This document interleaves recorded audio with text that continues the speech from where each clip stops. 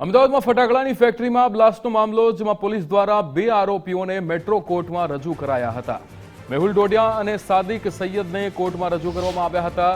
રમીલાબેન ડોડિયાની તબિયત બગડતા હોસ્પિટલમાં દાખલ કરાયા છે। કોર્ટમાં આરોપીઓના 14 દિવસના રિમાન્ડની માંગણી કરવામાં આવશે। મેહુલ ડોડિયા અને સાદિક સૈયદ આ બંનેને કોર્ટમાં રજૂ કરવામાં આવ્યા છે। અમદાવાદ કે જ્યાં ફટાકડાની ફેક્ટરીમાં બ્લાસ્ટનો આ મામલો, આરોપી 2 ઝડપાયા અને બંનેને અહીંયા મેટ્રો કોર્ટમાં રજૂ કરવામાં આવ્યા છે। ત્યારે અમદાવાદમાં ફટાકડાની ફેક્ટરીના બ્લાસ્ટનો કેસ, જેમાં સારવાર દરમિયાન વધુ એક વ્યક્તિનું મોત નીપજ્યું છે। સિવિલ હોસ્પિટલમાં સારવાર દરમિયાન શ્રમિકનું મોત નીપજ્યું છે। મોડી રાત્રે 90% દાઝી ગયેલા પુરુષનું મોત નીપજ્યું છે। ફેક્ટરી બ્લાસ્ટ કેસમાં અત્યાર સુધીમાં 10 લોકોના મોતના સમાચાર છે, ત્યારે હજુ પણ સિવિલ હોસ્પિટલમાં 4 લોકો સારવાર લઈ રહ્યા છે।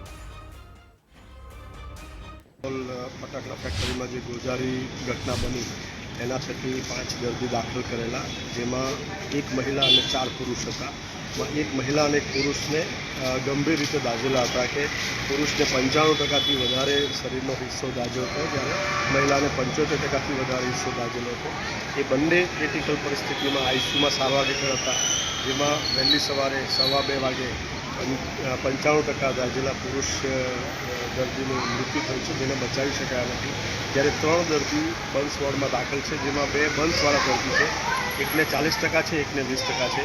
આ બંને દર્દીને સિવિલ હોસ્પિટલ પાસે સ્કિન બેંક હોવાથી જે 40%વાળા દર્દી છે એને લગભગ શરીરના 28% ભાગમાં દાનમાં મળેલી ચામડી લગાવવામાં આવી છે, જ્યારે એ જ રીતે 20% દાઝેલા દર્દીને 15% જેટલા એરિયાની અંદર સ્કિન બેંકની ચામડી